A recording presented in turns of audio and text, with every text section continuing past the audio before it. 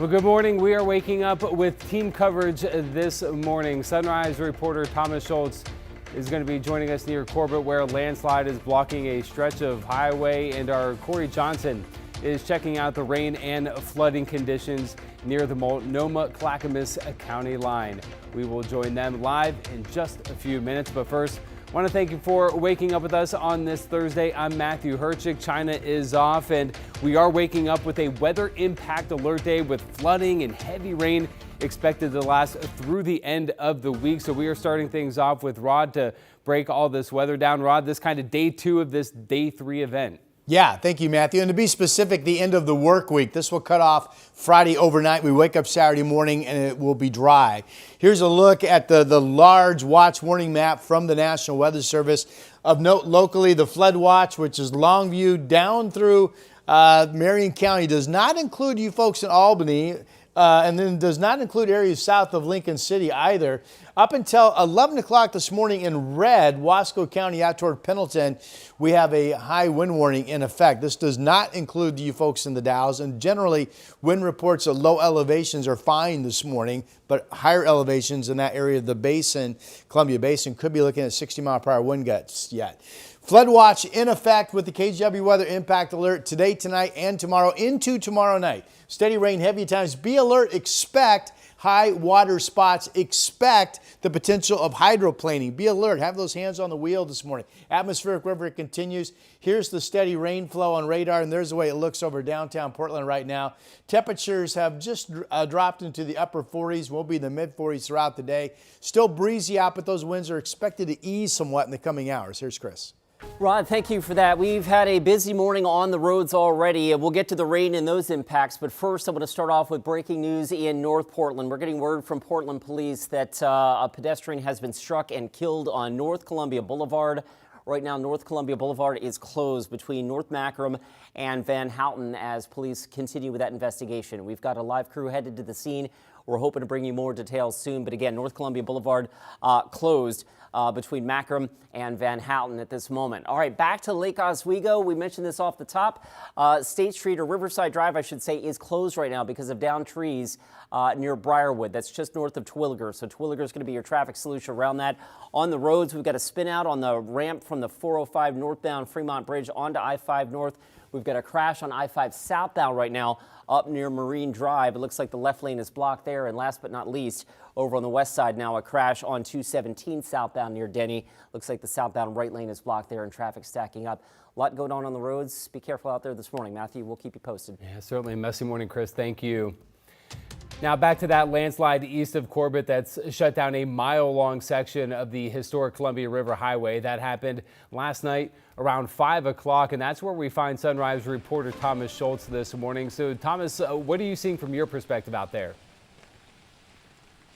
Yeah, I mean, look, Matthew, the road right behind us here on Columbia River Highway is closed, and it's really wet. It's just continuing to come down this morning. I asked Rod before I left, hey, Rod, is it a 1 jacket or a 2 rain jacket day today? He said 2, and I'm thankful he did, because it is, even with 2, pretty wet out here. You definitely have to dress in layers and have rain boots on, have rain jackets on as you're going out the door, regardless of where you are. We're even seeing some water begin to pool here near the Vista House.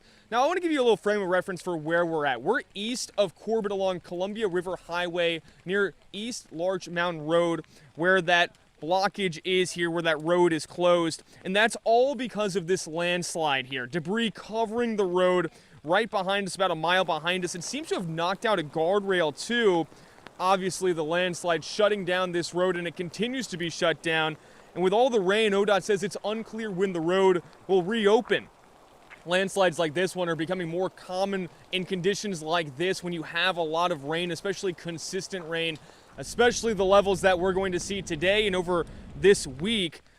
And look, this is really important for drivers to keep an eye on as well. Whether you're driving here in the Gorge or anywhere in Portland, you're going to see a lot of water. But if you're here in the Gorge, really keep a close eye on possible rainfalls. If you're really anywhere in the metro area, Trees could be falling as well, and that's something to just keep sight of as well. Red Cross says it's really important to make sure that you're just listening and keeping a close eye on the weather. But back out here live along Columbia River Highway, you can see right behind us, once again, the road is closed. We saw an ODOT crew drive by us about 45 minutes ago and pass us. So they are out here this morning checking in on that landslide and seeing the conditions, what needs to be improved. But as of right now, this road is closed and no signs that it will reopen soon. Matthew. Certainly a big cleanup job out there. Thomas, thank you very much. And the heavy rain moving throughout the area has prompted a flood watch with some creeks expected to rise quickly. Sunrise reporter Corey Johnson joining us from Drive 8 near Johnson Creek. That's one of the waterways the National Weather Service is monitoring closely. Corey, what have you seen out there this morning?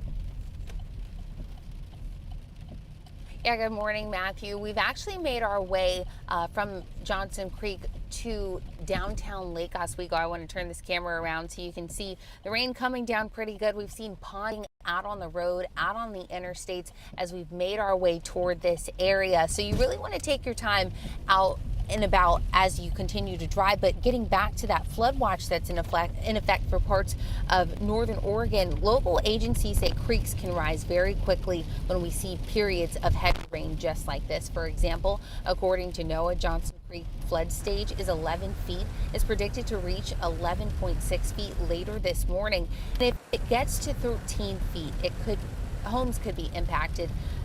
And officials say that's not expected and no evacuations are planned this morning, but emergency officials say there are still a few warning signs people should watch for near waterways. According to PBOT, if the water in a creek or stream suddenly turns muddy or the flow changes quickly, that could mean flooding and debris is moving downstream. And with flood conditions possible, safety officials say to avoid walking or driving through floodwaters and to stay away from fast-moving creeks. Now keep in mind, NWS officials say it's important to have a safety kit available to you, whether you live near a creek or whether you're driving, something to be aware of. And I mean, as we continue to drive, several road closures are what we're coming up against. We're up against one right now.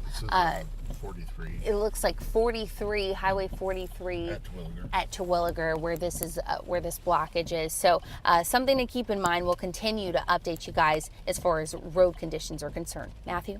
All right, Corey Johnson reporting live. Stay safe out there, Corey.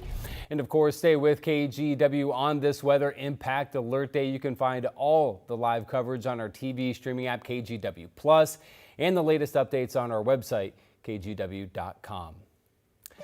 We knew this morning South Pacific Highway in Woodburn was closed last night as crews worked to put out a fast spreading fire. According to the Woodburn Fire District, the fire started around 6:30 p.m. Tuesday at what they're calling a shop structure. It quickly became a 2-alarm fire with several other departments responding to help. Crews worked throughout the night to put the flames out. The cause of that fire is still under investigation.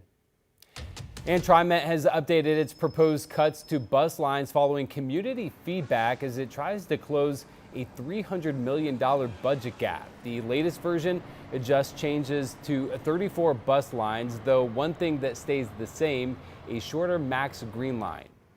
But by taking these steps, these painful but necessary steps, we hope to preserve our service for the long run. Full details are available at TriMet.org. TriMet says more cuts are slated for next year. The TriMet board is set to vote on the plan in late April. And all Portland Community College campuses will be closed again today, with thousands of staff members now on strike. This is the first community college strike in Oregon history. Union members say they're looking for an annual pay increase of 3% over 2 years, citing a need for a living wage. PCC says it's been dealing with a multi-million-dollar budget deficit, declining enrollment, and has already cut pay for some managers and non-union employees.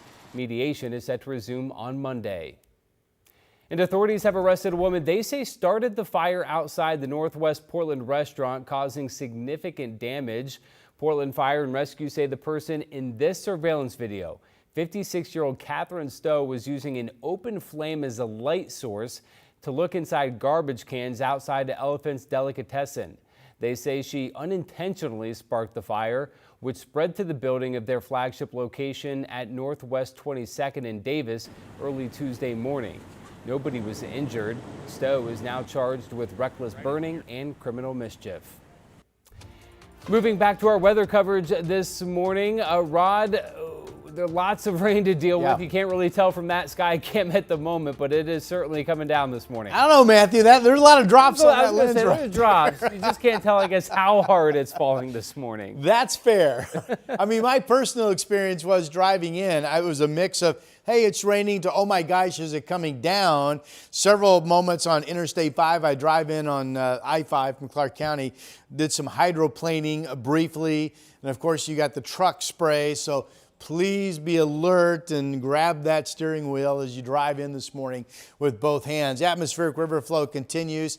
Here's how much rain has fallen in the last 48 hours. Remember, Tillamook has been a bullseye. At one point, it was showing 7 inches. Well, you folks in Cheese Country are up to 5 inches of rain now. 1.84 is the number in the gauge in Portland, 2.30 in Astoria.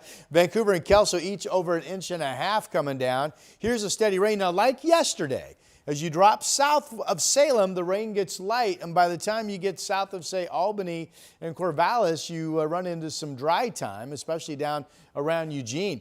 Temperatures have been around 50 overnight. We still have some breezy south winds. Those winds are going to be easing, and these temperatures around 50 right now. 50 in Wilsonville and Salem will be dropping down into the 40s, and will hold in the mid to upper 40s throughout the day. The steady rain here on the west side, still dry time in central Oregon and out across the southeast. The KGW impact alert up today and tomorrow with the flood watch and the steady rain that ends overnight Friday. We wake up Saturday to a dry day. Here's Chris McGinnis. Well, that'll be good news. Rod, we have several traffic alerts out there. The biggest impact right now appears to be this one. I-5 southbound, left lane blocked at Marine Drive, and that is backing up the trip into Clark County just a little bit, at least for this early in the morning. 14 minutes now gets you in from Main Street to the Fremont Bridge. Elsewhere, of course, we talked about this just a couple of minutes ago with the closure of Riverside Drive or Highway 43 just north of Lake Oswego.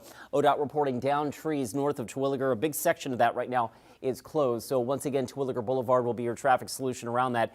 And in North Portland, again, just in from Portland Police, they are investigating a fatal crash involving a pedestrian. That has a section of North Columbia Boulevard right now closed between Van Houten and Mackerham. We've got a crew headed to the scene. We hope to bring you more details soon. Matthew, back to you. Okay, Chris, thank you very much.